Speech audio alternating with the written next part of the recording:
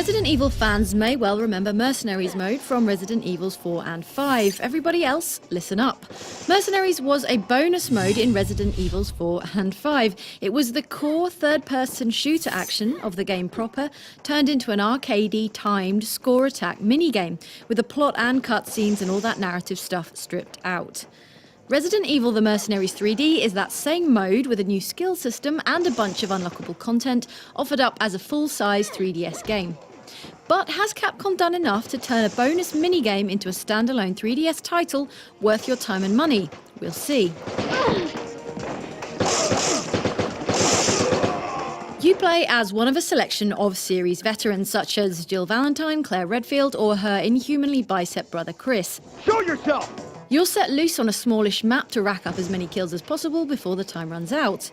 More points are awarded for slaying enemies in quick succession, and precious extra seconds are awarded for smashing time bonus crystals and for up-close finishing moves such as Chris's stomp and Jill's double knee drop.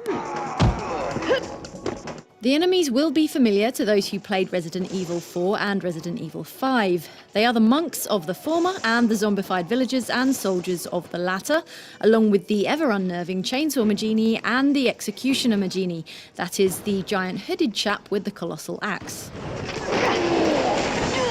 The 8 maps are likewise lifted from the last 2 games in the series, including an old castle, mine tunnels, and an African village. The controls for combat work well, nicely replicating recent Resident Evil stop-and-shoot action and over-the-shoulder aiming on the 3DS, with the circle pad for movement and the right bumper for popping into a laser-sighted aim view.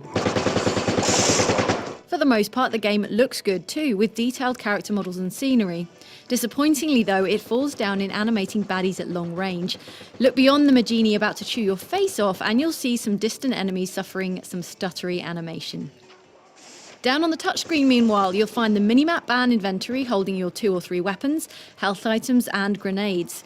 Audio is passable, though you'll need to use decent headphones rather than the 3DS's speakers to make the sound useful for locating out-of-sight foes. The arcadey score chasing is addictive fun, and the short bite-sized missions make Mercenaries mode a good fit for a handheld console.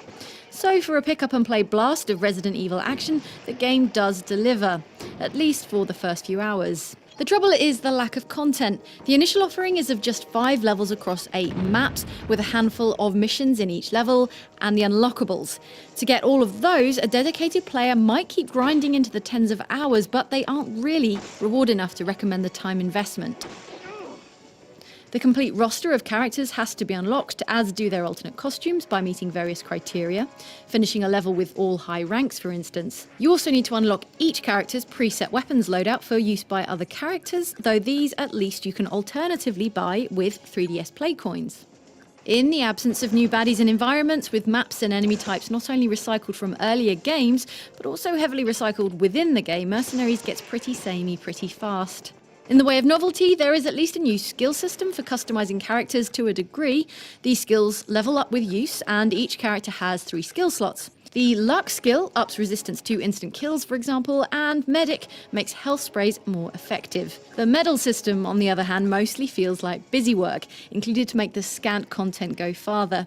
You unlock one of the 50 medals for playing every map more than once, for instance, and one for completing a mission without using the quick turn move. The game's duo mode, thankfully, is more than cheap padding. Most missions can be played in 2-player co-op, either over the internet or a local connection.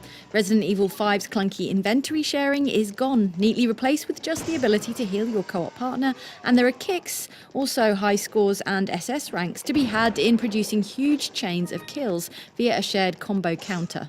The online functionality stops at cooperative play though. With the game's laser-like focus on high scores, its lack of online leaderboards is a frustrating omission. Maintaining a respectable spot on a global board might have been the one thing to keep some players coming back for more. The strong co-op mode offsets the disappointing general shortage of content, but not completely. As a full-price 3DS title, this is a poor deal for a cash-strapped gamer, and should you drain it dry down to the last unlockable drop, it's not as though you can start over, what with the single undeletable save file for which Capcom has caught so much flack. Mercenaries is as fun and compelling a minigame as it ever was, built on the rock-steady foundation of Resident Evil combat, but it's still a minigame, unfortunately, however padded out with unlockables and recycled material. Yeah.